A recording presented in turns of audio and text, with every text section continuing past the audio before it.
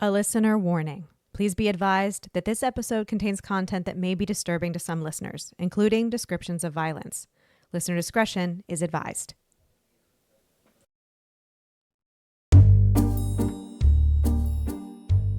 Life upon the wicked stage ain't ever what a girl supposes. I'm Jen. I'm Ashley. And I'm Olivia. And we are, in fact, three different people. This podcast focuses on true crime under the spotlight of arts and entertainment. So grab your beverage of choice and settle in. Places, ladies. Here is our episode.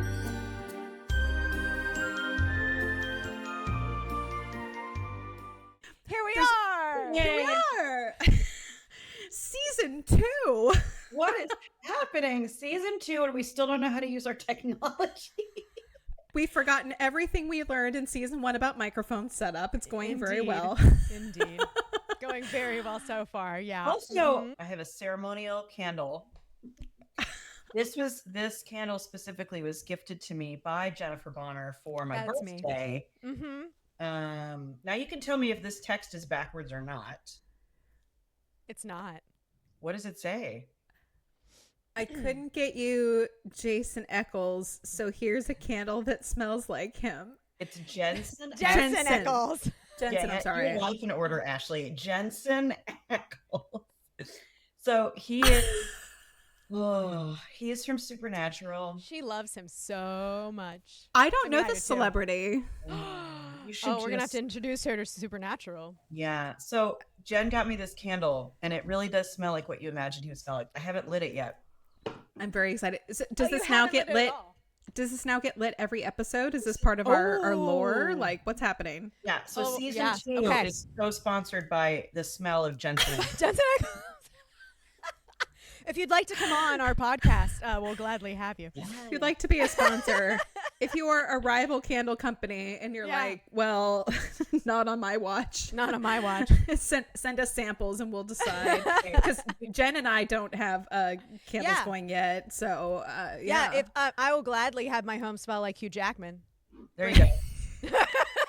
Ashley, what then do you want, Ashley? Jen has Hugh, I have Jensen. Who you need a candle from? Oh my God. Oh, this is difficult. I want, famously, I would like mine to smell like 1975 Richard Dreyfuss. Oh, yes. Oh, how cute. He's adorable. Specifically, like late 70s Jaws. Richard Dreyfuss. Like Jaws. Jaws, Richard Dreyfuss. Jaws, Goodbye Girl, Close Encounters. Love it. Yes, That yes. is the Goodbye Richard Dreyfuss Girl. I would like. Well, I'll drink to that. I'll drink to that. Cheers.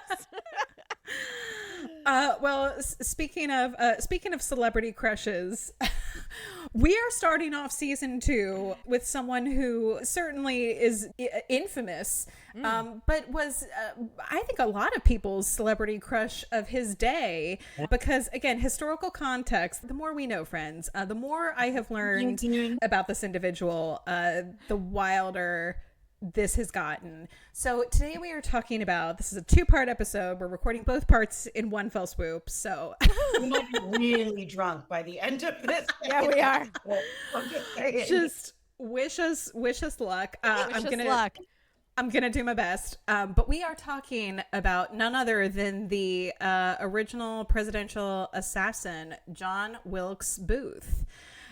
We talked about this a little bit, I think, in one of our final episodes of last season about like why do serial killers or why do famous criminals like have 3 names? Yep.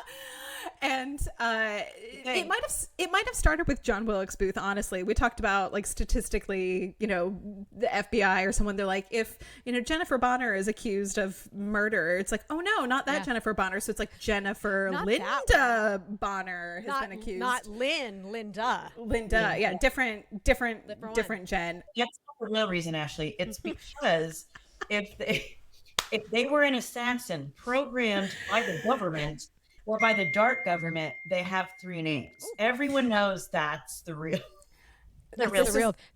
thing. Correct. Was it one of their men, or was it an actual crazy ass civilian? So if it's 2 names, that was from like the deep state. Listeners, Oh, this is wow. Olivia's pet conspiracy theory about three named assassins. John Wilkes Booth, however, he had three names from the jump. He had three names before it was cool. He went by Wilkes, actually. That was his like nickname, his pet name. Close friends and family called him Wilkes. I guess John was just considered really so like ordinary. Wilksy. like his first name, like they called him Wilkes. Yeah, exactly. cool. I It's didn't like, know hey, that. Wilkes. Yeah, that was the thing.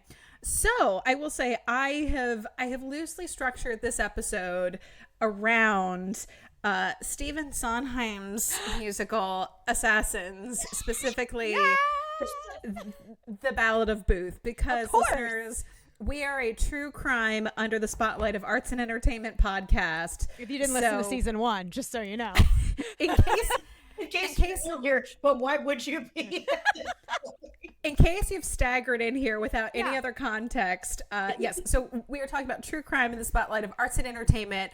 Obviously, this was one of the original and most infamous theater-related crimes. But also, there's a whole musical about not just John Wilkes Booth, but just about assassins in general. Some of them presidential, some of them other celebrity assassins. But a lot of this is structured around the lyrics of The Ballad of Booth, which is the second song in Stephen Sondheim's masterpiece. So we're going to have little lyric references sprinkled throughout. So just imagine Patrick Cassidy just in your mind, or Neil Patrick Harris if you are, I will say, big old asterisk on this whole entire thing, parts 1 and 2. Big old asterisk. Crimes. Bad. Don't do them. Don't do crimes. I think this goes without saying. Don't do crimes. Just around everything we're saying here, crimes. I think don't. through our whole podcast, like, crimes, don't do them. I agree. However, know? Jen, I will say yes. And at the same time, given listeners, we're and? recording this in early March of 2025. In recent months, we've had a presidential assassination attempt, and we also have had some other assassinations of high-profile people in the United States.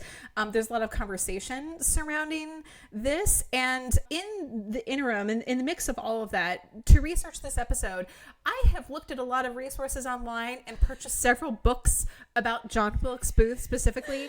I'm probably on some sort of list somewhere at this point. I know that. I understand that this is for a podcast. This is for history. This is for art, Ashley. It's what you did for love. This is for entertainment purposes only. But I say all that to say I have looked at a lot of materials and purchased some resources. I'm probably on a list, and it's okay because I have nothing to hide. She has nothing to hide. And so when they call her in, you can all be the witness. God. But when they call you in, Ashley, what's your middle name? Yeah. Lauren. So when they call you in, if they refer to you as Ashley Lauren Wilsey, you might have been brainwashed and predisposed. No, I'm fine.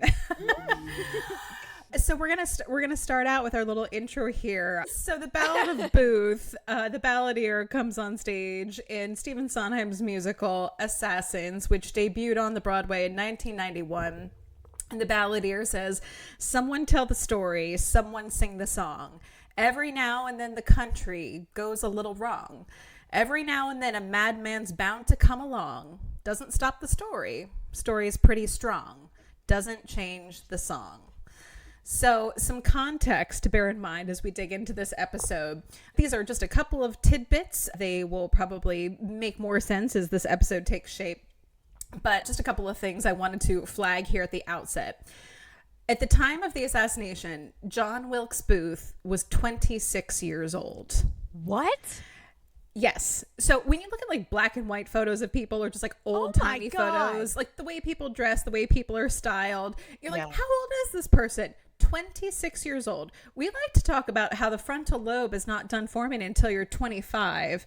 So he just had a fresh frontal lobe. Just freshly formed frontal lobe. So file that away. I will add to this, Academy Award nominee Timothy Chalamet of Dune, Little Women, Call Me by Your Name, etc. He's so great.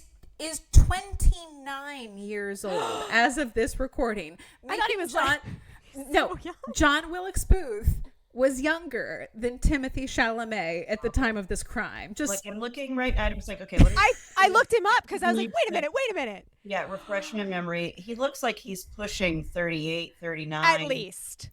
26 years old, Academy Award nominee Timothy Chalamet is older. You know, it's with the invent of, you know, like central AC, and Face cream. And we were, gosh, we just don't live a rough life like these people did, you know. That's hard 26 right there. We sure don't. We sure don't. But as far as I was thinking of actors who I'm like, who's around the same age and who's also like the same fame level? Because we're gonna get into this. It's like John Wilkes Booth is known as like, oh, he was an actor. How famous was he? The answer is really freaking famous. Yeah. So Timothy Chalamet, not to defame him in any way, Timothy Chalamet is a lovely individual and would never, I feel, but is a comparable fame level and age range to John Wilkes Booth in terms of like how known is this person like nationally, like as far as like would he be a household name? Yeah, pretty much. Like people know who this is, and even if you like his similar look, like the curly hair, he's got a little mustache right now. Also, his middle name is Hal, if anyone's interested. Timothy Hal Chalamet. So I'll also add to this, again, some of my tidbits here. John Wilkes Booth, by today's standards, was a short king. He was 5'8". However, the average height for men at the time was 5'7". But just given everything about this scenario, I would like to bestow a posthumous short king status on John Wilkes Booth, just because some of what he does has short king energy to it. So just put that out there. A little factoid here. 4 sitting U.S. presidents have been assassinated. Abraham Lincoln in 1865 by John Wilkes Booth, James Garfield in 1881 by Charles Guiteau, William McKinley in 1901 by Leon Czolgosz, I'm going to say that wrong, and John F. Kennedy in 63 by Lee Harvey Oswald. And see, the first and the last were done by the deep state. According to Olivia.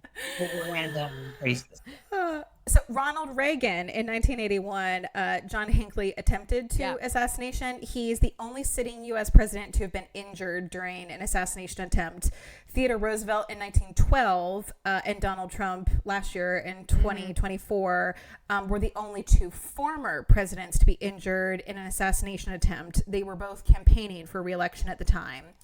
In all of these cases, the attacker's weapon was a firearm and all the subjects were male.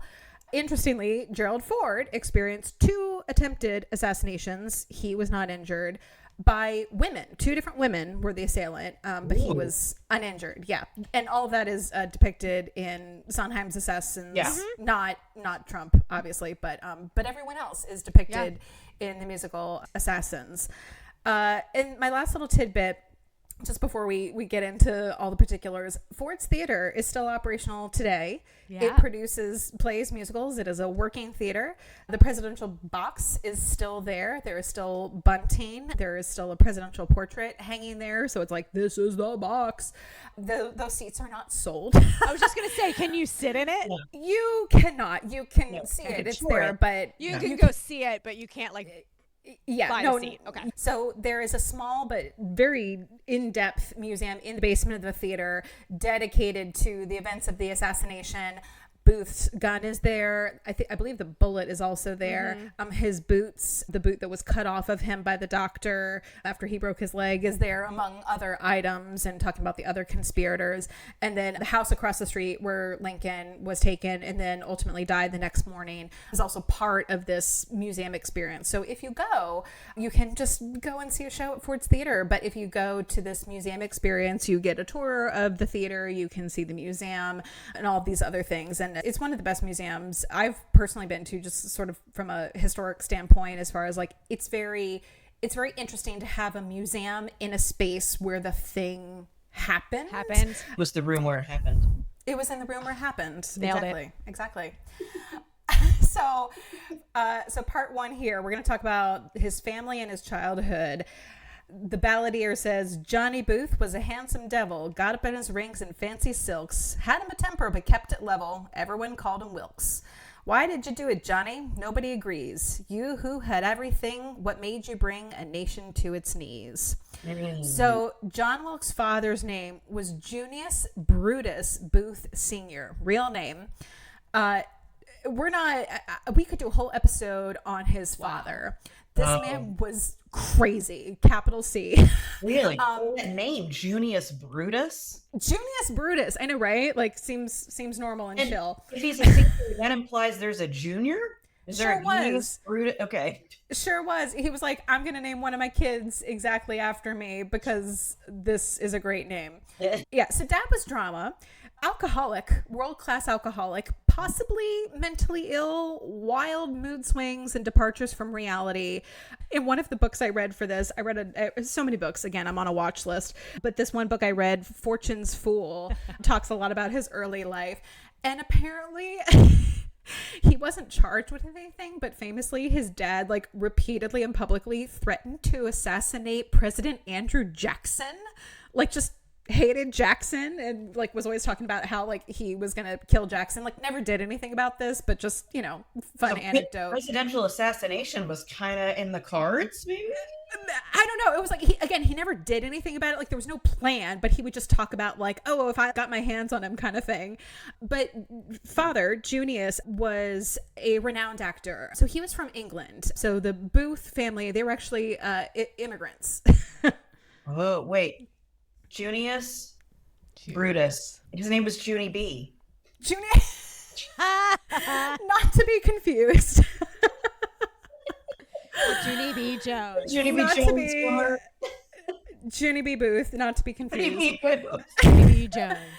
Yeah, so Junius Sr., he was an English actor. So he was, again, one of the great actors of his day.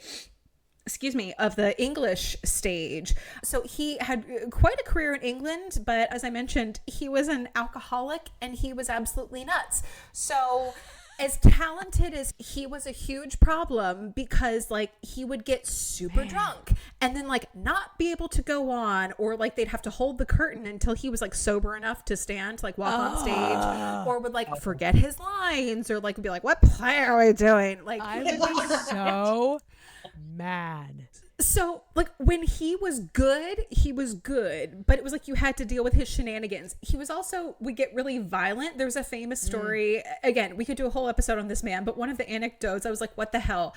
It was like a friend of his, I think like he was drunk and belligerent and got mad at his friend for some like perceived slight and attacked his friend so violently. The friend had to defend himself with a fireplace andiron and ended up hitting Junius in the face with it, which permanently altered his appearance and his voice. That's but funny. What?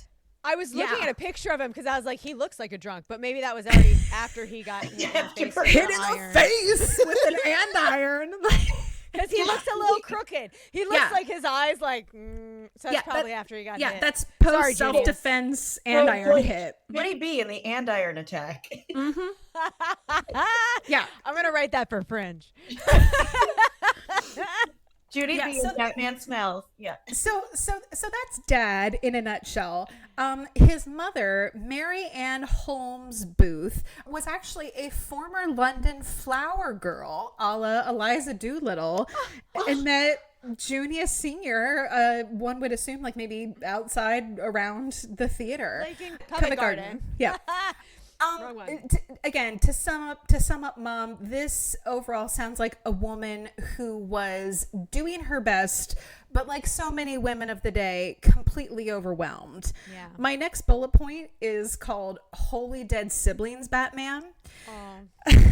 John Wilkes Booth was the 9th of 10 children, 6 of whom survived to adulthood. So if you're doing the math, that's 4 of those children died. Yeah. Like that time, that's probably about par for the course, right? Like there was par for the course, yet not super unusual. But one of the books I read, I think it was at least 3 of the 4 all died in like one fell swoop from, I believe it was like cholera or something pretty. So it was several of the children, and they were young when this happened. So it wasn't like, they were born and then they died in infancy. It was like, no, they were like, 5, 6, 7. Like they were they had those kids in the mix for a while. Right. But like I said, we've got, of the surviving children, we've got Junius Jr. So that was the oldest son of the family, named after dad.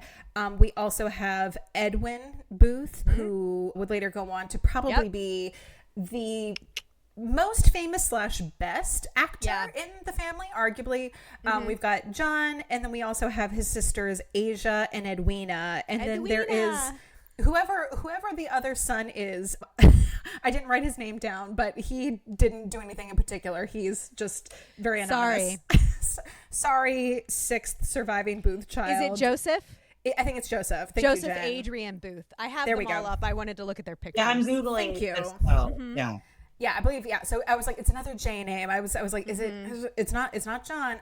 But yes, so we've got 6 surviving kids, and Junius, Edwin, and John Wilkes Booth were all actors. Asia had. I'll say she ended up a little bit more in the spotlight, mostly because of her closeness and of like letters and correspondence that were like later found corresponding with John, and she was someone who talked about him publicly, like even after the assassination. Edwina had a more also just like anonymous, like out of the spotlight life, like not a lot is known about her.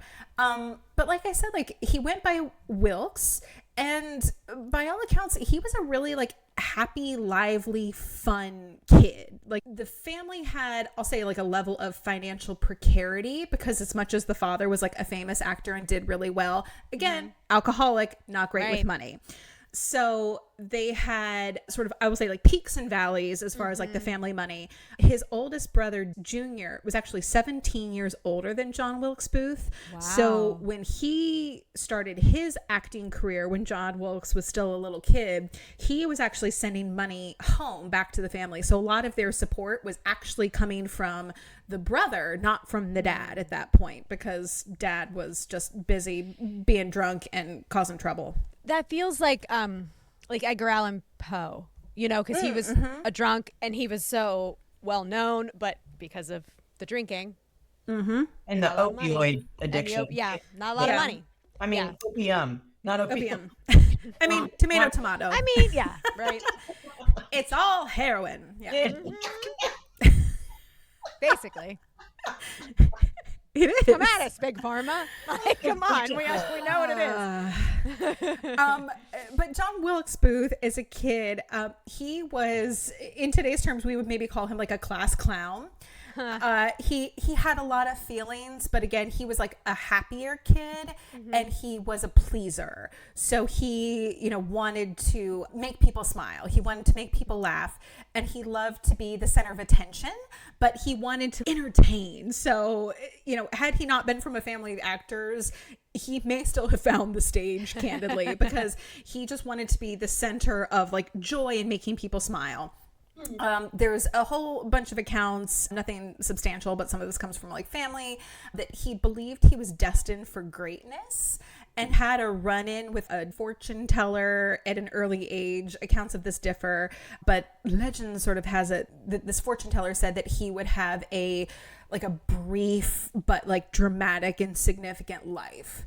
So they sort of told him like, you're not gonna live very long, but you're gonna have an incredible life, like whatever that means. Again, accounts of this vary. Some people say no, that never happened, and that was sort of like dreamed up after the fact. But one of his sisters said that no, there was something with a fortune teller, not so much about the brief part, but that like he was destined for greatness, like that piece of it. So our next bullet point we have here is whoopsie, bigamy. John Wilkes Booth. Whoops, slipped and fell into that. Whoops. Whoopsie. Tripped and fell and did a bigamy. John Wilkes Booth, as well as his other 10 siblings, were born out of wedlock because apparently his father... Those bastards. His father, Junius Sr., among other things, had apparently abandoned his original wife, Adelaide, in England, and just figured, no one will notice. I'm leaving the country. So he left England with, his side piece, Marianne, Flower Girl, Liza Doolittle. And I Wow. guess it sounds like he told her, or by her understanding, he had divorced his original wife, Adelaide. So she thought, Marianne thought they were married. Like they had some sort of ceremony. Something to be like, oh yeah, we're definitely married. This is all like fine and legal, right? Nope, forgot to divorce the first wife and was like, well, I'm leaving the country anyway. Again, this is the 1800s. You got to get on a ship. You got to cross an ocean. Yeah. I think he figured maybe he was going to get away with this somehow. But whoopsie, nope. Adelaide comes a-calling to America. Okay, Adelaide. Okay. She says, no, sir. Yeah, and embarrasses the hell out of the family. So at this point, again, he's a well-known actor. Junior is a well-known actor. So the family, like, they're public figures. Yeah. So this scandal You can't mess up when you're a public figure. No. So the scandal goes public. Like, this makes the newspaper. So everyone, and they're living in Maryland, everyone in town knows about this scandal. So she like show up on his door. She's like, knock, knock, knock. Knock, knock. Hey, bitch, you forget about me? Well, it was odd because one of the books I read, it said he had apparently been sending her money all along, like since he left England. So not sure if this was like hush money or if this was like, he's like, oh, like I'm still supporting you. But at some point she was like, hey, not cool, dude. Not enough. And shows up and is like, I'm going to blow the lid off of this because we're still married. Looks like you're doing a bigamy over here. So, yeah. So he finally, I think he paid her like a final sum of like $1,000. He legally divorces her. A lot for back then. A lot for back then. A lot. Yeah. Ooh, I'm going to do the converter. You keep Do the talking. conversion math, Jen. Tell us what he had to pay to end this marriage once and for all. You think that she, like, word got back to England? Okay, at what point how many kids did he have at this point? Like, when did she show up in the timeline? Oh, all of them. Yeah. Well, this was much later in life. Oh, yeah. And, like, she's like, we've been married for like, you left me like what, 15 years ago? And more than that. Yeah. A long time. We're talking like 20 years. And he had 2 children with her, one of whom had died fairly young, but he also had 2 other children. So he had like a total of like 12 kids. Listen, let me tell you what women do not forget. You might think that you got away with something. 25 years later, she is coming around to get however long it was. Yeah. We remember it all. Like the memories of elephants. Okay, so when did she come knocking to get this money? This is like late 1840s, early 1850s. 1840. Okay, hold on. She's doing the math. We'll do 1850s. I'm doing the math. Yeah. Do 1850s math, yeah. Okay, 1850s, $40,000. All right. I was hoping it would be more like A little more. I actually did think it was a little closer to like 100,000 or something, but still, a lot of money. And he'd been sending her money all along. So It's he does substantial. Yeah, exactly. This was not chump change. So he right. does this final $1,000 payment. He gets legally divorced from Adelaide. Poor Marianne is beside herself. But again, like, what's she going to do? She's like, well, I'm already 10 kids into this, quote, marriage. Like, super embarrassed. Let me just try to make it right. So John Wilkes Booth's parents were legally married on his 13th birthday because, strap in, he was their favorite child. Weird, but okay. Like, wait, so they let everybody know. Yeah. Well, 10 of you. Wow. Really like. Wilkes is our fave. And it's Wilkes. Wilkes is the fave, so we love him the most. So as a treat for his 13th birthday, we're also going to make this our wedding date. Yay! How humiliating for Wilkes. Don't you There's think? a lot of Like, my a lot mom of and dad, therapy. I actually was a bit scared up until this moment, and they're doing it on my birthday. I don't know. That almost is like a... It's a weird move on It's a weird move. several levels. Yeah, weird, really weird move. But again, like, we've got like world-class alcoholic dad. Like, mom is just like, I don't know, just whatever. Like, just make it stop. So, kids getting made. So they finally are married, and poor Marianne is probably like, okay, at last. Nope, his father was dead a year later. Oh. He lived one more Alcoholism. year. Well, because I was just gonna ask, like, how did they feel once all this went down? Which, of course, I'd be jumping the gun, but Clearly, it doesn't matter because he was an alcoholic and died very soon. Wow. Okay. Dead. Well. Yeah. And it was something like, he had a sudden stroke or something, cardiac, I'm sure, like a whole bunch of health issues, but just like dropped dead a year later. Do you think Marianne did it? No. Which sounds I read. Another conspiracy theory a la Olivia. She fed him a little arsenic and left. Yeah. So, some men just can't hold their arse. Olivia, as juicy as that would be, based on the books I read for this, is, I will say, codependent and just kind of like stricken herself as Marianne was. I don't think she would have done that, mostly for financial reasons, where it's like, I just need some friggin' support here. Yeah. And again, just sort of like overwhelmed by the family dynamics, overwhelmed by even just like sort of like running a household and just like managing like simple tasks. It was just, everything was just sort of a lot for Marianne. Marianne needed a simpler, gentler life than the one she got, sadly. But just to kind of tack on to this, a little bit of context about their family life. So the Booth family was living in Maryland. So they're living in Maryland, which was essentially a border state. Yeah. So it's right on that north south, like when when the Civil War was going down. Yes. There were tweener state, as one of my geography teachers used to call it. A tweener state, technically below the Mason-Dixon line.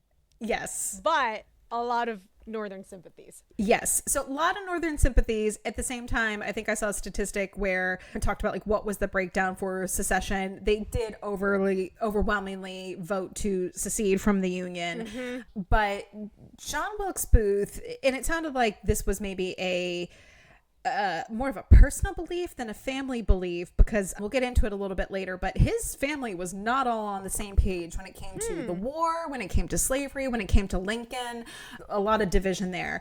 But from an early age, he believed not in a, this is a weird sentence to say, not in like a malicious, nefarious way, just in a very matter-of-fact way. Like, of course, this is how this is. Yeah. John Wilkes Booth believed that black people were just simply inferior to white people in every way. He just thought, and again, like that is a terrible and untrue thing. I know. But at the same time, he really just did think not in a like, oh, I hate them because they're different. It wasn't coming from a place of hatred. It was coming from a place of like, you are truly different than me. You are less than. Human, which yes, he many did. white people did. Ugh. Yeah. And that was not an unusual belief for people in southern states. And he believed, as did a lot of other people, that slavery was actually a benefit for black people, and that it was sort of like the best they can hope for. Like, oh, hey, look, we, and again, so gross to think about this now, but like, oh yeah, we took you out of like the jungle and now we've given you this like wonderful life, like working for us. Like, this is as good as it's going to get for you. And it's like, oh, dude, no. Remember during the recent presidential campaign, how our Florida governor made the statement That's what I was just going to say. Slavery actually taught them a lot of skills that they ended up using. That's later. not a statement. That's what they're supposed to teach in Florida schools now. That's not a statement. Yeah, that's what they're teaching. New curriculum bullshit. Yeah. Yeah, so lies like that, because that's what they are. They're lies. They're lies. Lies like that go back this far, and this was further. This was a sincerely held belief, particularly in his early 20s. At this point, again, I'm jumping ahead a little bit, but John Wilkes Booth was living in Richmond, Virginia, which was the capital of the Confederacy at the time. So he is in his most impressionable state, and he is surrounded by people who not only are sharing these beliefs of like, oh yeah, of course, this whole race is inferior, but that are also then at the same time exalting him as a respected public figure and a star. So as far as the way he felt about the war and I'll say not just like North and South, but specifically like white people versus the idea of freeing slaves, the idea of giving them the right to vote from a very early age. This was something that he had held this belief. I didn't find anything in particular. I would assume, based on, again, some of the family dynamics we're going to talk about, that this was certainly challenged. This belief was challenged, and there were people in his life saying, no, like that's not right, and B, that's not true. But at the same time, he also ended up in an echo chamber of a lot of people saying, yeah, absolutely, like we agree with you. So I will say, like, his relationship with his family members would be trying, to say the least. So again, we mentioned his eldest brother, Junius Jr., who's 17 years older than him. As the years went on and as, the country was on the verge of war, Junius actually begged him to, quote, stay neutral. He was like, do not get involved in this, don't speak out against this. Like, don't, take sides. Like, hey, I see you have some pretty intense beliefs about Black people and about slavery. Like, shut the hell up. Like, just don't get into it. And then Edwin, also older, took it a step further, was a staunch unionist and ultimately barred Booth from Edwin. his home in 1864 after Booth increasingly was like, just going on these tirades against Lincoln and the war. An interesting anecdote about Edwin, we can cut this for time if we need to, but Edwin actually saved Abraham Lincoln's adult son, Robert Todd Lincoln, from death. He did. At one point. What? Yeah, he did. Yes. So this is a sidebar. So in 1864 or early 1865, the date is murky, but there was an incident on a train platform in New Jersey. And, quote, the incident occurred when a group of passengers, it was late at night and they were purchasing sleeping car places. So it's a bunch of people, they're on a crowded platform. And it says the platform was about the height of the train car floor, and there was a narrow space between like the platform and the train itself. So there was some crowding, and Robert says, I happened to be pressed against the car body while I was waiting for my turn to board. The train began to move, and by the motion, I was twisted off my feet and dropped with feet downward into the open space and was helpless. But my coat collar was vigorously seized, and I was pulled upward onto the platform. Upon turning to thank my rescuer, I saw that it was Edwin Booth, whose face was, of course, known to me because he was a celebrity, and I expressed my gratitude to him and called him by name. So at the time, Booth, he was a celebrity. Robert Todd Lincoln was not. Booth didn't know the identity of the man whose life he'd saved until months later, when this was sort of, I guess, I don't know if the story got out or somehow like he made the connection. But in fact, he had saved the life of Abraham Lincoln's son. And it was said later, I know, right? Like less than a year before the assassination. But they said it gave Edwin Booth comfort following the assassination to know that he had at least managed to save his son.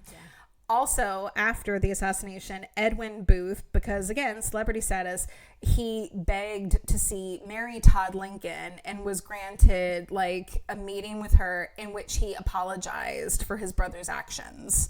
So, okay, like think about the karmic patterns at play that these families were so intertwined. One is going to save the life of another, while yet another takes the life of another. That is so right. Booths and the Lincolns. What is that? That is crazy. And if you like wrote that in a movie or a show, it's like, no, like truth is stranger than fiction.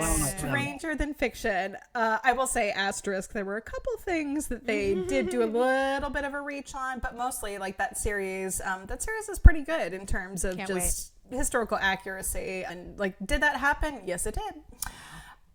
So we're going to get into John Wilkes Booth's career a little bit. Yes. So going back to Assassins, some say it was your voice had gone. Some say it was booze. Some say you killed a country John because of bad reviews. Johnny lived with a grace and glitter, kind of like the lives he lived on stage. Died in a barn in pain and bitter, 27 years of age. So John Wilkes Booth made his acting debut at age 17, and he was not great.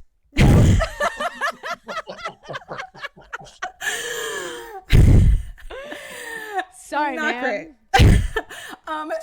So you think about it, he was only his career was 10 years from the time he stepped on stage to the time of his death. 10 years. In school, growing up, he was not a very good student. It was not because he wasn't smart. He simply didn't work hard. He was one of those people who I think, was just probably, it sounded like he was very intelligent. Like he was kind of savvy. He was, kind of like street smart. Like he was quick. He just didn't want to do the work. He didn't care. He probably would have been great at improv. I'm sure, Jen. I bet he would have been a really good, like, at an improv club. Yeah. 1,000,000%. And teachers, it was sort of that, like the quintessential, if you just applied yourself, like you would be good. So he struggled in school. He was simply unfocused, not necessarily like, oh, he had like ADD or anything like that. He just like, it was like, that's not fun. Like studying wasn't fun. I don't want to do it. Yeah. I don't want to do the work. Yeah. And that was sort of a theme of his whole life, like both in school and even in his career. He didn't always like to learn lines or rehearse. That was a big thing for him, especially starting out, which was why in his initial debut, he wasn't good because he got on stage and then was like, oh shoot, and just like promptly forgot all his lines. Like that's the why... actor's nightmare. Yes. Really? Yes. His debut was the actor's nightmare. And you can read about this, and this is like readily available. But I guess he went on stage and he like couldn't remember his first line. And this wasn't his initial debut, but this was early on. And he was like sputtering around and he was saying the other actor's lines because he couldn't remember his own lines. And at one point he said, "Who am I again?" And like the audience was laughing at him. Like, not great. Oh no. But so it was like a big theme of his whole life was that he loved attention and he wanted to be the center of attention. He wanted to be in the spotlight, but he didn't want to exert the effort to like earn it. It kind of, but his approach to acting initially, it reminded me of this line in Waiting for Guffman where Fred Willard, he says, "When there's an empty space, just say a line. That's what I like to do, even if it's from another show." And you're like, no, it's not. And also, they're doing like Shakespeare. This isn't like, oh, we're just riffing. It's like, it's an iambic pentameter. Like, you know the lines or you don't.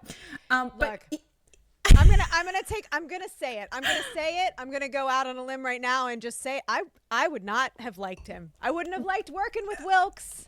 It didn't. I wouldn't have liked the guy. And Jen, you're absolutely right, because people were super annoyed by him. Yeah.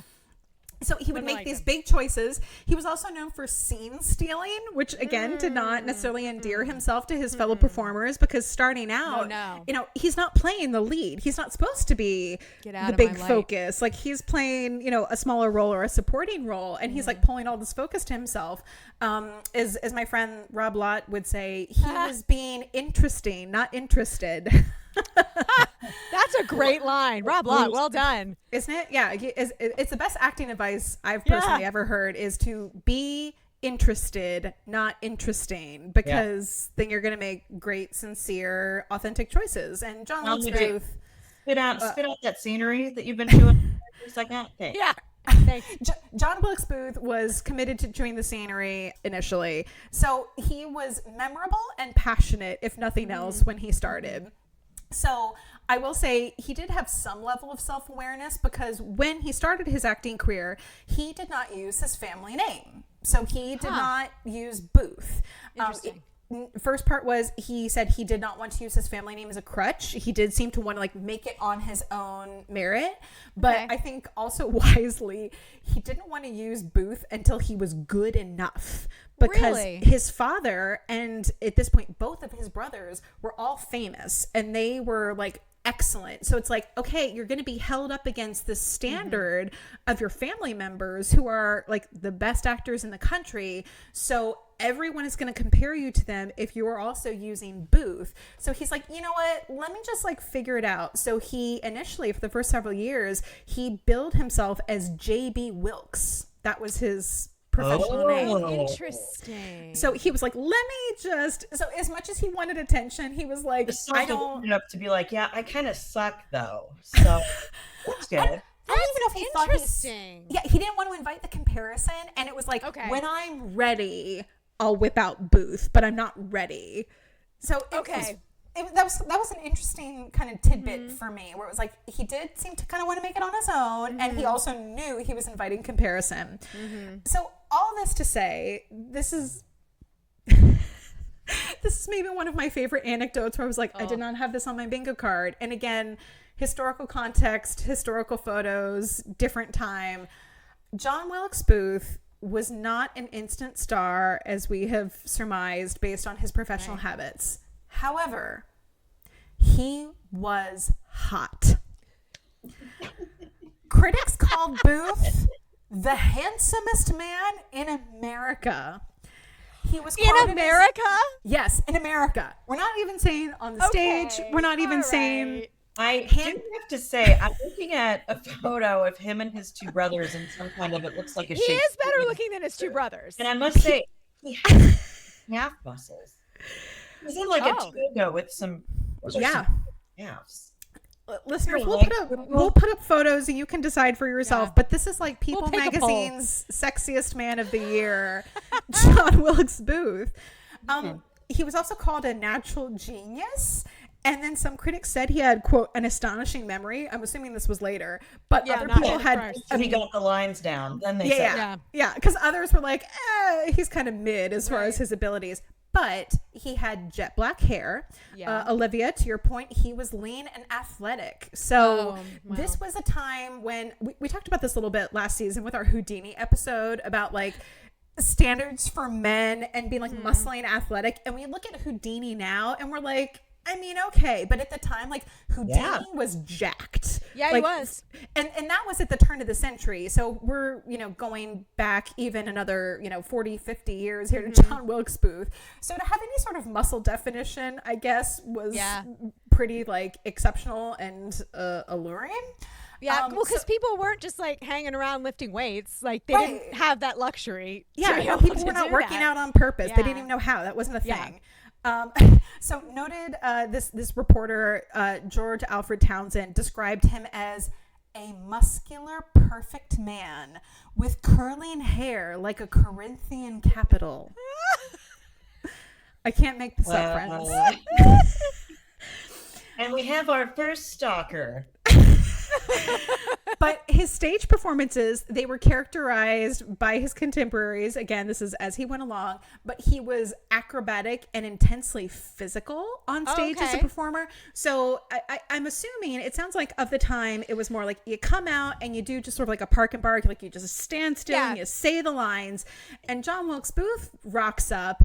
And they said he's like leaping around on the stage and he's like gesturing with passion. And he's like making a big choice. Right. And that was I'll say like a very new style of performing. But it was also, I think it was exciting for people to watch. Because like imagine you're going to see, Othello and you have like a bunch of dudes and they're all just standing still on stage saying words. And then you have this guy who's like, super intense and he's like using his hands and it's like, oh wow, that's exciting to watch. So like audiences really responded. A, he's a hottie, and B, like he's doing something new. Well, because it was teapot acting. That's what you called it. You walked out and you stood there. You had a hand under your hip and you had a hand up, and you're like, "I'm going to recite something right now." And I'm reciting a speech. Emoted. Yes, I'm making a speech. So if he was coming out and emoting by moving around, of course that was exciting. Because it wasn't until there was a woman named Eleanor Dusa in Italy, and she was the first woman. I love her. She was the first woman to like internalize things.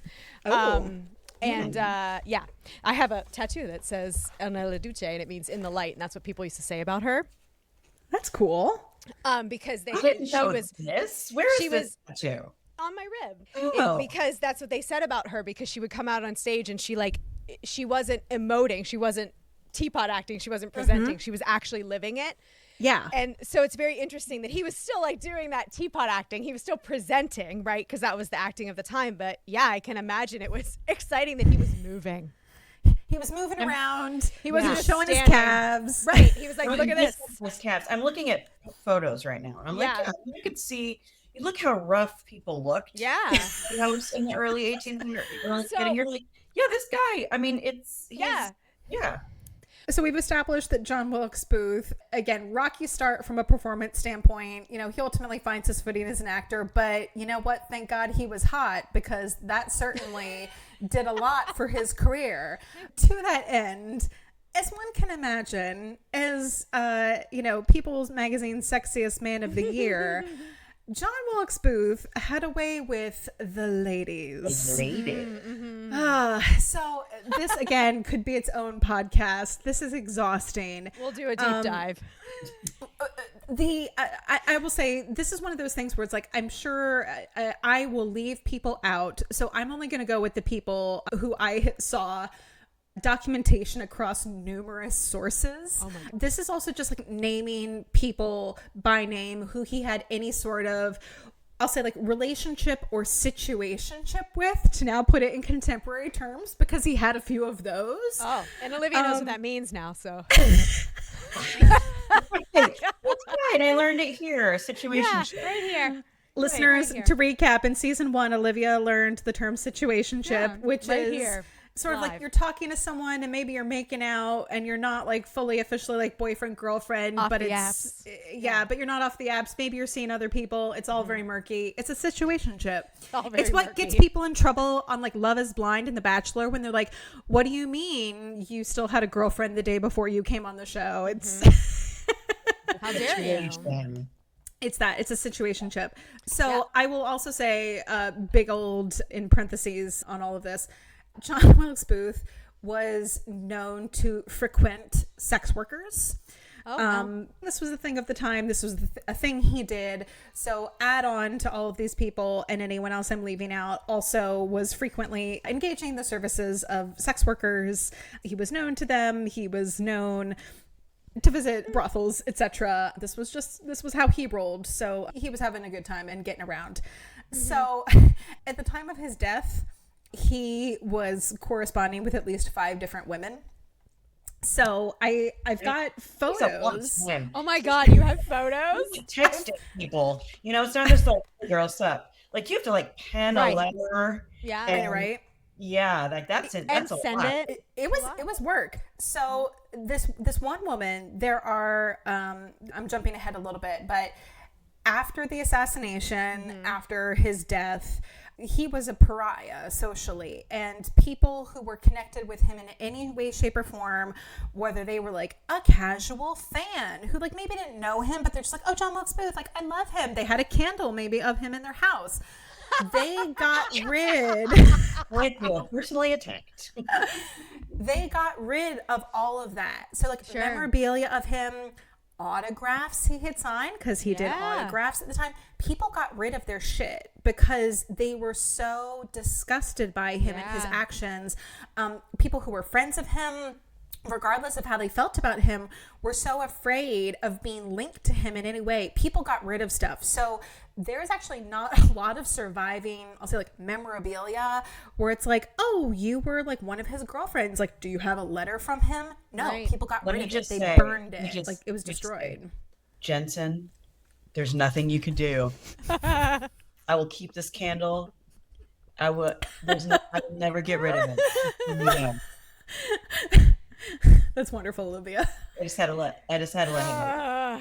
So I will say, of all the ladies he was corresponding with, there is one woman, Isabel Sumner, who, not her letters to him, but his letters to her survive. Ooh. Because her family, they kept them secret. They apparently like put them in like some sort of drawer and locked them up, and then like 100 and something years later, they were like, oh, BT dubs, we have these. Wow. They were like, oh, don't get rid of those. Those are going to be worth money. Well, I was going to say, could you imagine finding something like that? So they're all in this book I have, which is called Right or Wrong, God Judge Me, The Writings of John Wilkes Booth. This is his journal that was discovered on him when he was apprehended. Oh, but he also had his journal? Any surviving correspondence from like his mother. There was a few letters that they found, and from this woman, and just a couple other like random notes, like, oh, we found this random like receipt he signed his name on, like, because there's hardly anything, and it's all in this book, which is fascinating. But this girl, Isabel Sumner, so she is one of the 5. She was 16 years old when they started corresponding. Although then, I just got to say, I now that know. sounds gross, but then Yeah, women were getting married, right? I know. not Kind of- terrible. Yeah, not terrible. This- Like, yeah. yes, Still, Olivia. but Not terrible, but it was this was, I think, like maybe like the biggest situationship, because again, she's 16. This relationship was relatively, at the time, this was not really known about. It only kind of became public later, after her family, several generations later, said, hey, we have these letters, and the letters were authenticated. They also have, and there's a picture of it in this book, there is an engraved ring that he gave her. It's a gold ring with a pearl, and it has both of their initials engraved inside of the band. So like, they weren't engaged officially, but like they had something serious going on. So we've got Isabel Sumner. Wow. We also then have Fanny Brown. I thought you were about to say Fanny Bryce. Like, wait, what? Not to be confused, Fanny Brown, she was also an actress, and she was considered one of the most beautiful actresses of the Civil War generation. I've got a photo of her in this book. But she was actually touring alongside Booth. So it was a showmance. A little bit of a showmance, maybe. Yep, a little bit of an offstage situation. But she was one of his lovers. She was rumored to be his fiancée, but apparently there was never anything that came to light to Did say. she have a ring that was engraved? Don't have anything about that. We also have Maggie Mitchell, who was also an actress, singer, and dancer, and she had an affair with Booth. Again, around this, She was married. She was married. Well, an affair, because again, he's got multiple people going on at the same time. But publicly, in February of 1865, so this is the year of the assassination, Booth became infatuated with a Lucy Lambert Hale, who is described as bewitching. She, quote, had dark hair, blue eyes, clear skin, and a stunning figure. So I was like, basically all of us. I was gonna say us. He'd be no match for us. Dark hair, blue eyes, clear skin, stunning figure. All of us. Yeah. Sometimes my figure stuns myself. I'm like, what? So here's a fun twist though about Lucy. She was the daughter of New Hampshire U.S. Senator John P. Hale, and he was a staunch anti-slavery politician. Oh, so they became secretly engaged, and this was one of those, like, I'm assuming this was some sort of like love at first sight situation, because like this was like fast and hot. Like, he saw her, and in less than a month they were engaged. And his mother wrote to him, because I guess he wrote to his mother like, I'm in love with this woman, and this is one of the surviving letters from his mother. She said, his mother is like a wet blanket, and she says, "You have so often been dead in love. Be well assured she is really, truly devoted to you." She's like, here we go again. Mom's like, calm down. But Lucy, it seems, was unaware that Booth was like, again, a racist and hated Lincoln, because, again, like her dad is like, trying to get slavery eradicated. And meanwhile, the daughter's like, I'm going to be engaged to John Wilkes Booth secretly. Maybe she could have changed his mind. I don't know. I don't know. He seems like he might have been pretty sad on it. We'll never know. But he was corresponding with all of these women. And again, we've got letters. He had photos of them on his person. They had photos of him. We've got locks of hair in the mix. We've got engraved rings. It's a lot. It's a lot. Just one. That was a lot. It's a lot. Yeah, good. Yeah. It's a lot. Yeah. And it's not like, there's nothing that suggests in any of my readings that he was in any way, that he was predatory. Right. It doesn't sound like he was. He was just being an actor. He was a fuckboy, to put He was a it in frat contemporary boy. terms. Yeah. The girls were like, Yeah. like they were totally signed up. They're like, Yeah. "What are you getting into?" And it was like, I'm famous and I'm gonna have fun. Yeah, and it sounds like he was also very, and this is kind of my next point, he chased the fame. He sought the fame. He was excited to be famous, and he relished being a star, and he like leaned into the persona of an actor. Like he had like a top hat and a really like crazy coat and like a walking cane, and was very much just like unapologetic, I will say, about his overall persona. And it sounds like that included being like this ladies' man. So it wasn't like, I didn't ever get the sense that he was like lying to any of these women, where he's like, oh no, like you are my one true love, you are the only one. It was more maybe of like a sin by omission, where it's like, I'm not necessarily going to tell you that I'm corresponding with 5 of you at the same time, but other than Lucy, who he was, it seems, officially engaged to, there were some other women where it was like, oh, he was rumored to be engaged to this person, but no one was coming. And maybe it's because of what he did. Nobody was coming out of the woodwork after the fact to be like, but I'm his fiance. Like, everybody was going under the rug to be like, no, like, it wasn't me. No, I Not didn't know. me. No. Yeah, nobody was like rushing to be like, no, he's in love with me. They're like, hard pass. Yeah.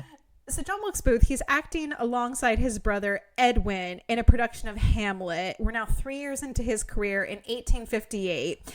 And at this point, it seemed like he was playing, I think, the role of Horatio, and Edwin was playing Hamlet. But this was when... That's cool. Yeah, so this was when he finally won like some artistic respect from both his family and from audiences and critics, because his brother pulled him like aside like at curtain call and acknowledged him as his brother and said something to the audience like, what do you think? Wasn't he great? And this was when he really became like John Wilkes Booth, not like J.B. Wilkes. Like he was finally owning Booth. Like, yeah, I'm part of this family acting dynasty. That's cool. So it's interesting, like what critics thought throughout this. Like they said he, had this celebrity status by theater goers, and also like his romantic personal attraction. Some critics said that his brilliant talents had failed to full development, and maybe like his acting, as far as like technique, we'll say, was never as precise as Edwin's, because Edwin was regarded to be like the better actor in terms of just like who's winning the Academy Award. It's probably Edwin. Right. But John Wilkes Booth was kind of like the fan favorite because, again, he was hot and he just had this striking persona that enthralled women in particular, but audiences overall, like men and women, because like he had charisma. He had riz. Yeah. Riz. So as the 1850s were coming to a close, John Wilkes Booth, he was also doing well. He was wealthy as an actor. He was earning $20,000 a year. I already did the math on this. This is $700,000 in 2025 money. So yeah. Wow. Yeah. So he was also rich. Man. I'm really upset now that I know that John Wilkes Booth was making more money as an actor than me. Right.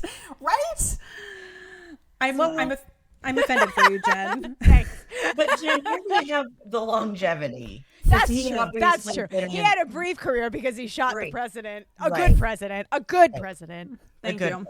Yeah. Anyway, as the Civil War, as you might imagine, the Civil War broke out in the midst of all of this.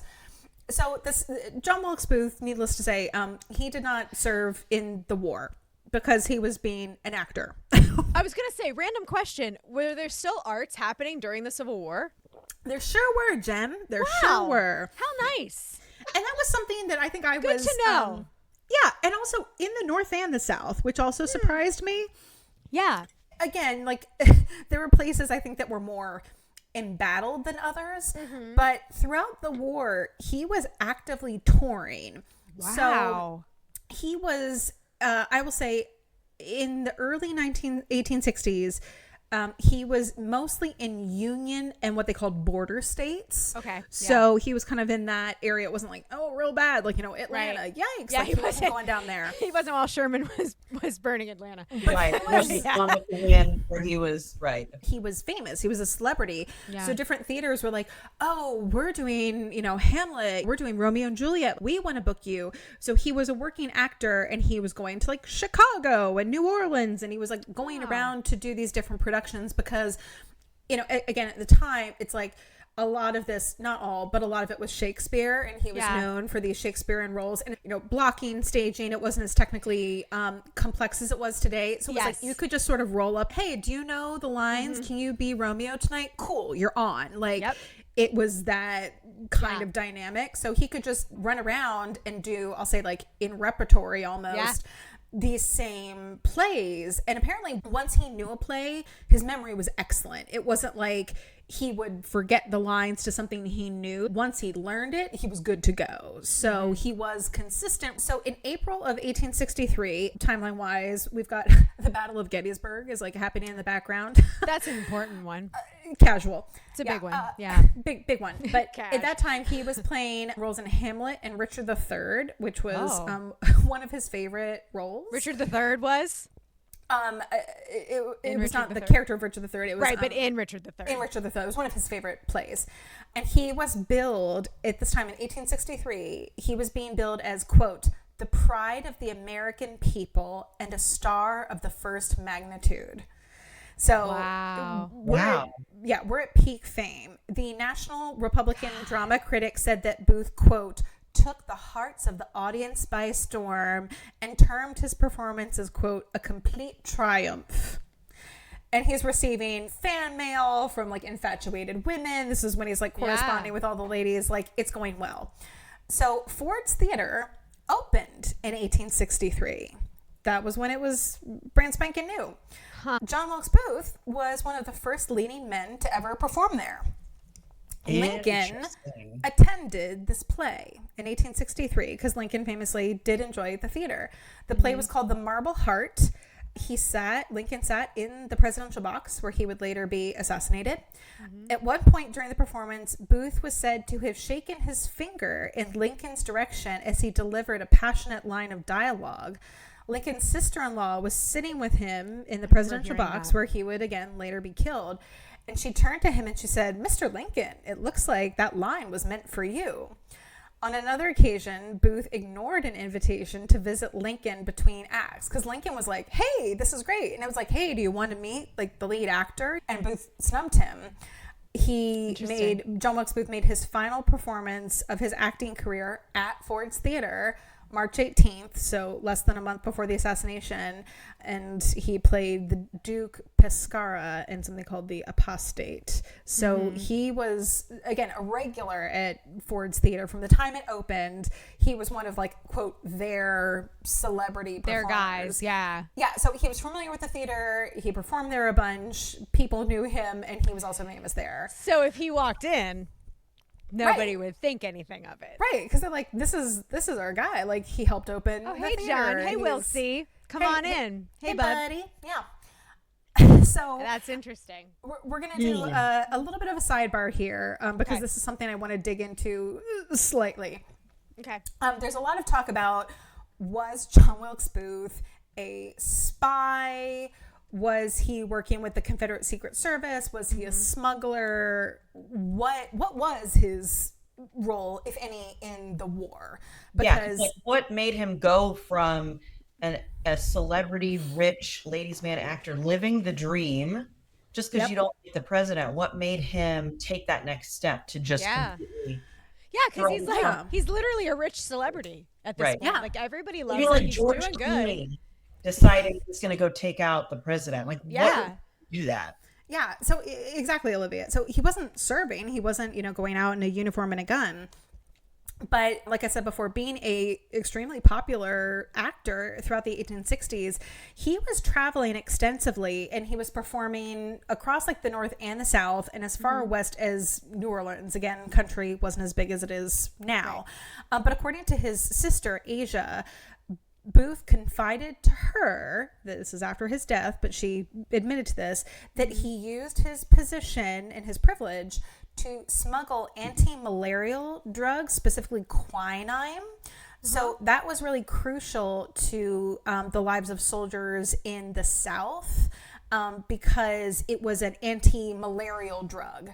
So if you're in the South and there's like mosquitoes and you're like in a swamp fighting and you get malaria, you're like down for the count. So you have it to help the Southern soldiers. Yeah. Yes. So if you had this Keep 'em drug alive. quinine, you could use it to treat the malaria and essentially like live and keep fighting. So And it the was northern soldiers would get it and be out for the count. exactly. Well, and also there was a blockade between like north and south. Right, So right. you couldn't in theory, you couldn't get stuff back and forth. And this was this is a whole other history sidebar, but the blockade was actually a really big reason that the South lost the war, because they did not have the resources and they were cut off from things they needed. Famously, towards the end of the war, like you'll see old movies and like depictions and stuff, like they didn't have any shoes, like they barely even had uniforms anymore because they couldn't get it. So there was a blockade. So John Wilkes Booth, he's like, well, I have reasons, legitimately to be here. And if I happen to be taking like medicine or messages or other things while I'm here as an actor, like I'm a celebrity, I'm hot, no one's going to question me. Everyone likes me and wants to meet me. So there is some reason to believe that minimally he was doing this thing with the quinine, but there's also compelling evidence to suggest that he might have had ties to the Confederate Secret Service and may have operated sort of unofficially as a spy or agent. Obviously, he had strong Southern sympathies, but he was also known to even travel up to Canada as part of his touring. Which was weirdly, Canada was also known as a base for Confederate sympathies. I know. What? Yes, Canada. I was like, whoopsie. Our friends to the north? Well, my friends, not everyone's friends. My friends, I love them. I know. I was like, them. Canada? No, buddy. Yeah, there were some Confederate strongholds in Canada. Who knew? I had no idea. Crazy. Booth met with Confederate operatives in Montreal in October of 1864. And Montreal specifically was a city that was serving as a hub for Confederate espionage. So apparently, along with being one of the conspirators with, the later assassination plot, John Surratt, who we'll talk about a little bit later, but John Mary, Surratt... right? And his mother, Mary Surratt, who ran the boarding house. Surratt was actually a Confederate courier. And then some of the other operatives like George Sanders and Jacob Thompson, they were also involved in other clandestine Confederate activities. So again, it was like, maybe you weren't as involved, but the people you're spending a lot of time with who are sort of in your immediate social circle are. So bare minimum, he probably knew about a lot of stuff going on, if maybe he wasn't actually the one, but he was, I think, certainly sympathetic and helping. So initially, this is interesting, we're going to get into this in just a second, but Booth had planned to abduct Lincoln, not kill him. He was going to abduct him and exchange him. Yes. And the plan was to abduct Lincoln and exchange him for Confederate prisoners. What? What changed? Oh my God. We're going to get into this because this is wild. So if subsequently, after the war and, years and years and, you have time to go through all the documents and look at all the stuff and talk to all the people, this was a broad Confederate strategy, was to capture key prisoners. So like political figures, generals, but, the president. Yeah. And to say like, hey, we're going to use them for like prisoner exchange, or we're going to use them to potentially end the war. So kidnapping him and using him as ransom, that was actually a Confederate strategy. That wasn't even a Booth thing. But Booth personally was like, oh yeah, I'm on board with this plot. I'm personally excited about a kidnap plot. Oh my God. Booth also apparently had some unexplained financial transactions that, again, this is a little bit of a hearsay thing, but they're like, hey, we see you're making a lot of money as an actor. Good for you. Looks like you've got some money coming in from other places. What was that money for? And it's like, don't look over there. Nothing to see here. Tra la la. Offshore accounts. Don't look over there. Exactly. It's like, what's this? Was he a hired assassin? No, he wasn't. No, all of this was unofficial because post-war testimony, including those by like Jefferson David's associates, they said like, even if he was linked to like intelligence efforts, this was all very unofficial / like under the radar. It was one of those, it was almost in the category of, oh, hey, like you're coming to us and you're very enthusiastic and want to help. But again, like he wasn't part of the military. Like he wasn't in the service. He wasn't in like the chain of command with the Confederate Army. It was like, you are just a person with a lot of power and a lot of influence and a lot of mobility. Right. So, he can move around. He can smuggle things. Nobody's going to question. Right. So it's like, you are useful to us, but you're not part of the official like machine. Like you don't have an official role. Right. So there's no definitive proof that Olivia acted like under like orders or that it was any sort of official like plot. Okay. There is one more thing though that I do want to talk about because this is in that Apple TV series, The Manhunt. So there's something called the Pet Letter, P-E-T. The Pet Letter is a controversial and debated document linking the Confederate government to the assassination of Lincoln. So this is kind of going back over that same ground, Olivia. Yeah. It was supposedly written by Confederate President Jefferson Davis, and it was found among captured records of the Confederacy after the war. The letter is addressed to Confederate agents in Canada, and it's reportedly authorizing acts of violence against Union leaders, which would include Lincoln. So it's not specifically about Lincoln, but it's about anyone who's leading the Union and sort of endorsing violence against them. The Canada thing is just... I know, right? Right? I know. Maybe Didn't have they're that on just the bingo like card. taking solace there. You know what I mean? Maybe they're just like, I don't know. I know. It blows Montreal. my mind too. I need to think about this. So we won't ruin Montreal, but No, yeah, we won't. sorry. I had to bring it up. It's history, okay. man. Okay, go ahead. So the term pet, it comes from the salutation, dear pet, which some believe was a code name for a Confederate operative who this would have been addressed to. If authentic, it could directly implicate Jefferson Davis and the Confederacy in Lincoln's assassination. But many historians do consider the letter to be unverified or even possibly forged or fabricated to justify harsher post-war treatment of Confederate leaders. So it's one of those like, I think it's one of those like chain of custody things of the document was really murky. And it was like, there was just enough that was vague about it. Like, did Jefferson Davis actually write it? Who is he writing it to? Who is he talking about? There were too many what ifs. So while it's intriguing, the Pet Letter, it is not widely accepted as conclusive proof of Confederate involvement in Lincoln's assassination. So in the show on Apple TV, the Pet Letter is sort of seen as like the smoking gun, and they portray it as being like, oh my gosh, the Confederacy was behind it the whole time. And it's like, well... Maybe not. Maybe not. I'll also just add on, this was an interesting, just neither here nor there. We can cut this out if we want. In New York City, in Central Park, there is a statue of William Shakespeare.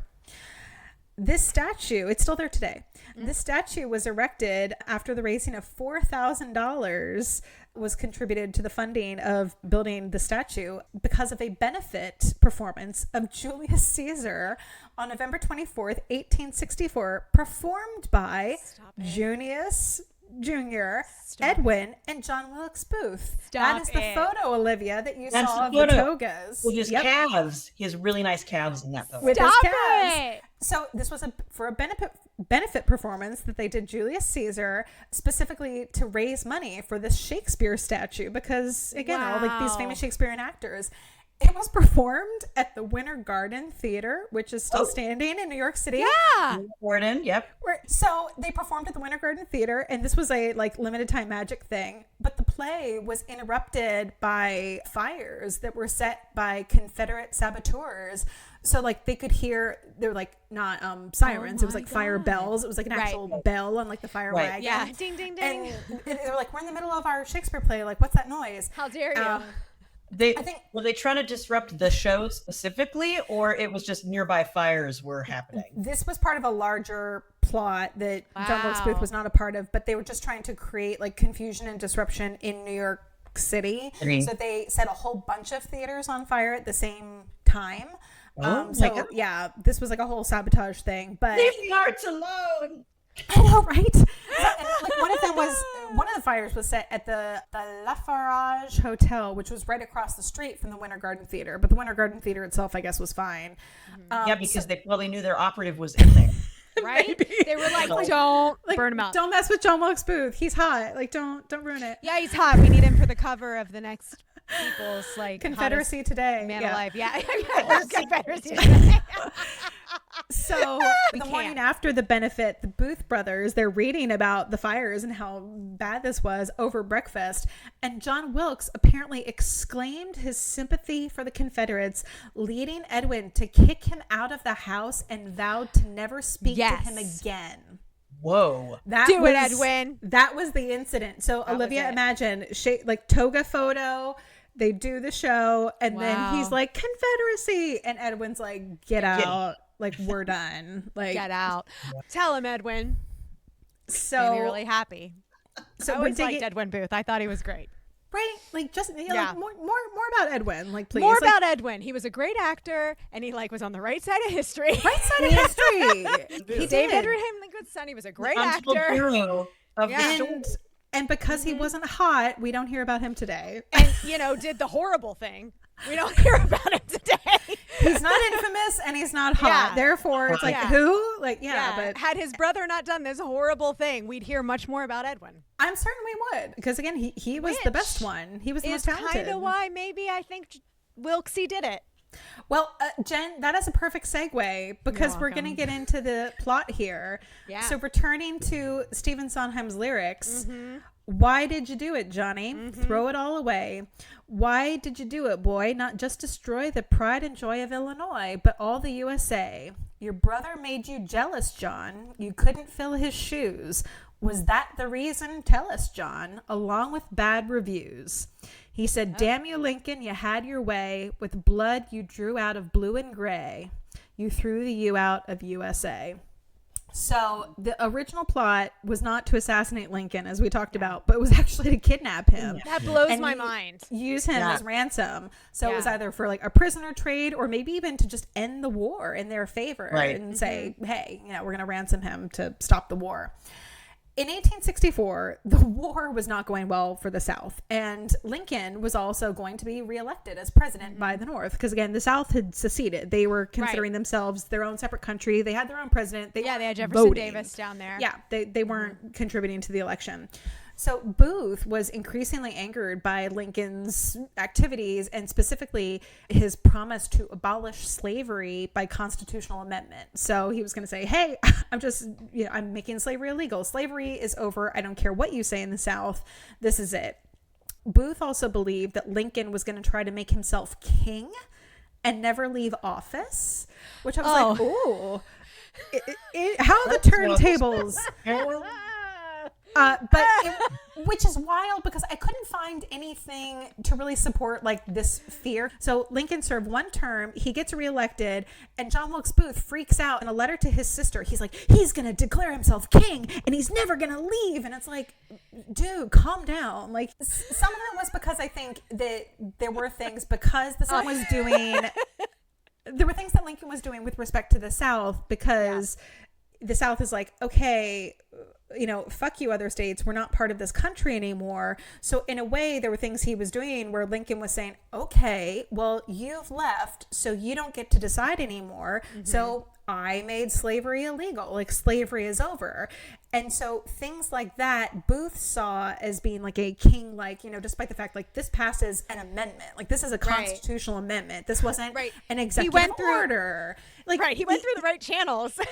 Right. And it was like, and the people, the northern states and the people who were still part of the Union wanted this and they voted for this and this was supported, like this was, legal and correct. But to the South, they were like, oh my gosh, you're just doing whatever you want. It's like, well, that's not how that works. And also like you tapped out and are trying to overthrow the country.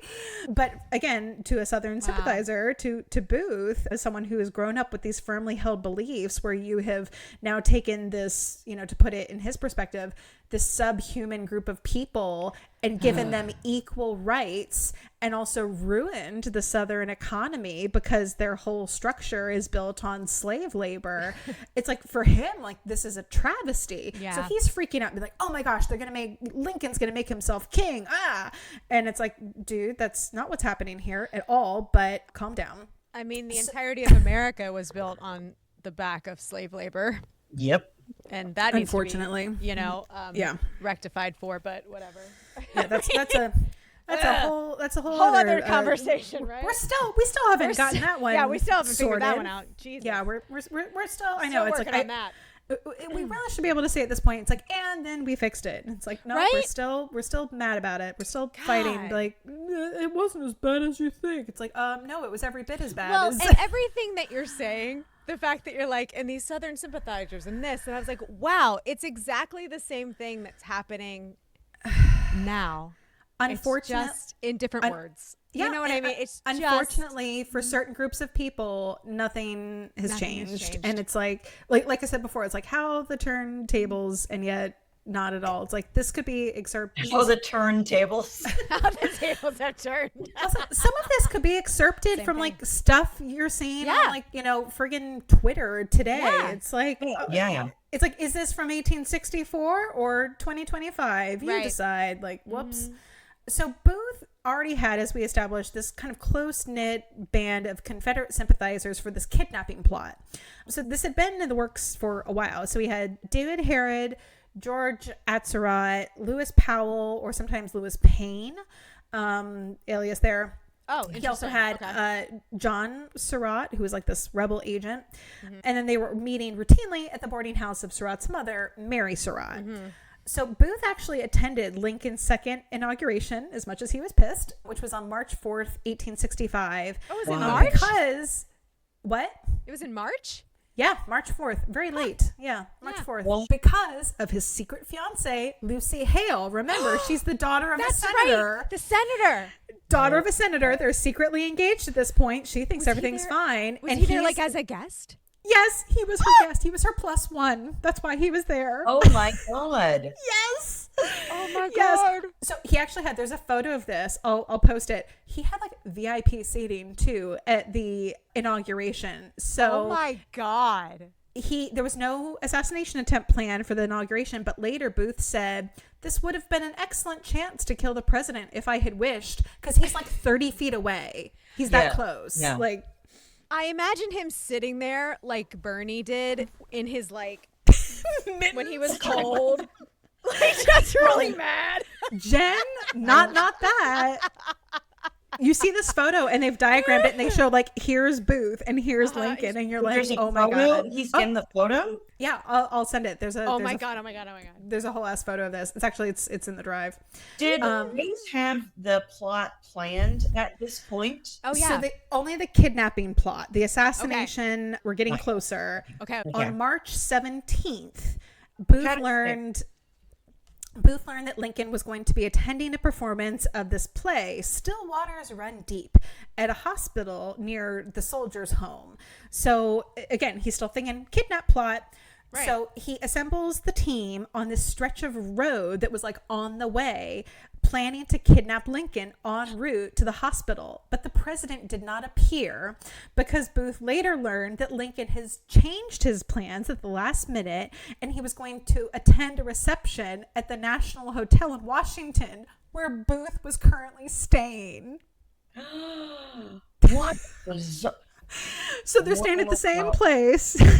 Oh my God. And Booth, like, it's like, okay, he's going to be on his way. He's going to be on the road. Everyone go to your spot. And they're like camped out like behind a tree waiting for Lincoln to come by. And he never shows up because he changed his itinerary and he's back at the place where they started. Where Booth was staying. I Yeah. just can't. So that's on the 17th of March.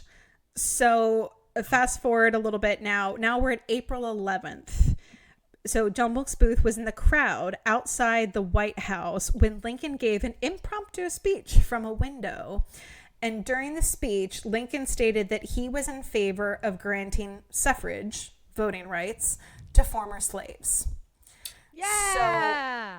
So, right? Good. Yay! Everyone Yay! excited. John Wilkes Booth. This must have pissed Booth off so much. Oh man, John can you Wilkes Booth imagine? hates it. Yep. So he's Right. infuriated. And at this moment, Booth vowed to kill him. And he declared. So that was it. That was the moment. That was the moment. And so he declared that it would be the last speech Lincoln would ever make. Ooh, so that's what he was like, nope, no kidnapping. I'm Mad. killing A bridge too far. So that's April 11th. So he made the decision. Yeah, so he was like a bridge too far. Not only are we losing the war, it's not going well. Kidnapping might not even be enough, but now you're saying that you're planning to give people the right to vote. Like, oh no, like it's too despicable. I can't. So that's April 11th. April 12th, Booth hears the news that Robert E. Lee has surrendered at Appomattox Courthouse. The South has surrendered a day later. So he told Louis J. Weichman, who was also a mutual friend of John Surratt and a boarder at Mary Surratt's boarding house, that he was done with the stage and that the only play he wanted to present henceforth was Venise Preserved. And Weichman didn't understand this reference, but Venise Preserved is about an assassination. So Booth's scheme had officially changed from kidnapping Lincoln. This wasn't feasible anymore because the war is over. There's no reason to have like a ransom or prisoners or barter. So he's like, screw it. Assassination it is. And that puts us at intermission.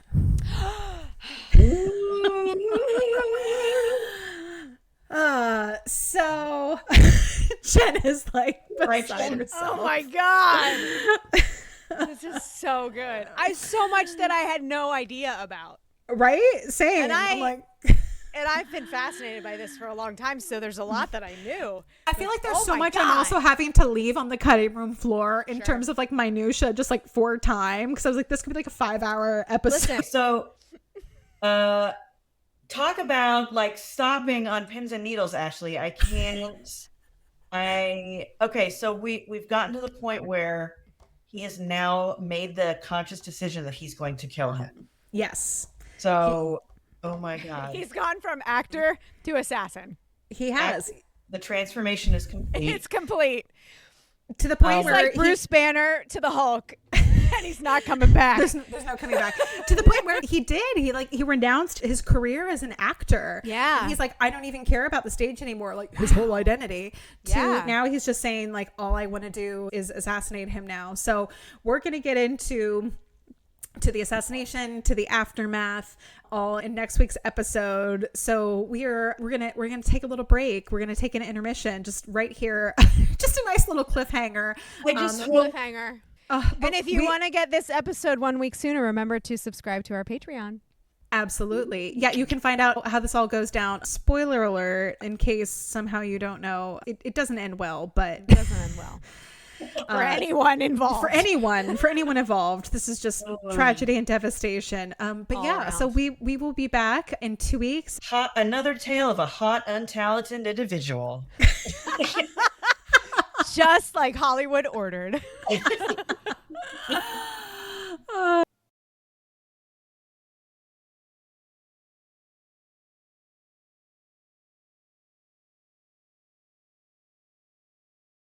And scene.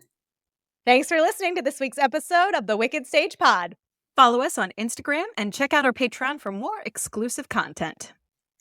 These deliciously wicked episodes drop every other Friday, so make sure you subscribe, follow,